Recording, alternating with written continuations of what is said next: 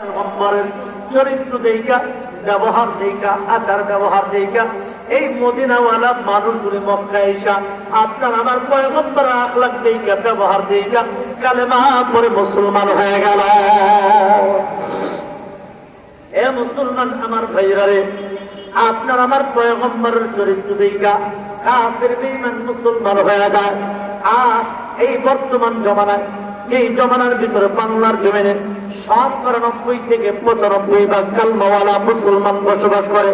মাঝে মাঝে দেখা যায় এমন মুসলমানের জমিনেও মাঝে মাঝে কিছু নাস্তিকের বাচ্চা কথায় ওঠে আপনার আমার পয়গম্বরের চরিত্র নিয়ে কথা কয়। কতক্ষণ ঠিক না? আমার মুসলমান ভাইয়েরা, আপনার আমার পয়গম্বরের চরিত্র নিয়ে কথা বলে। হ্যাঁ মুসলমান, আপনার আমার পয়গম্বরের চরিত্র ভালো না খারাপ? যেরকম আরো যেরকম ভালো না খারাপ? আল্লাহ তাআলা বলেন ওয়া ইন্নাকা লাআলা খুলুকিন আযীম।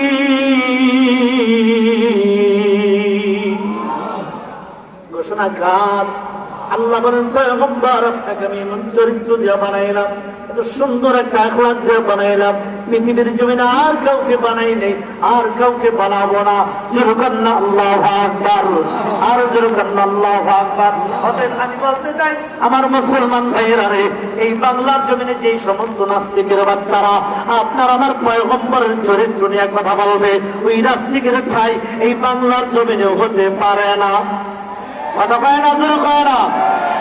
এই সমস্ত নাস্তিকের বাচ্চারা আপনার আমার পয়গম্বরের চরিত্র নিয়ে কথা বলতে চায়। আমি ওদেরকে আজকের এই সম্মেলন থেকে স্পষ্ট ভাষায় জানা দিতে চাই, এই জমিন কিন্তু এমন একটা জমিন, সেই জমিনের ভিতরে ঘুমিয়ে আছেন হাফেজ হুজুর রাহমাতুল্লাহ আলাইহি। কতক্ষণ ঠিক না ঠিক? এই বাংলার জমিন এমন একটা জমিন, যেই জমিনের ভিতরে ঘুমিয়ে আছেন পীর হুজুর রাহমাতুল্লাহ আলাইহি। এই বাংলার জমিন এমন একটা জমিন, যেই জমিনের ভিতরে ঘুমিয়ে আছেন নুরুদ্দিন গৌহরপুরে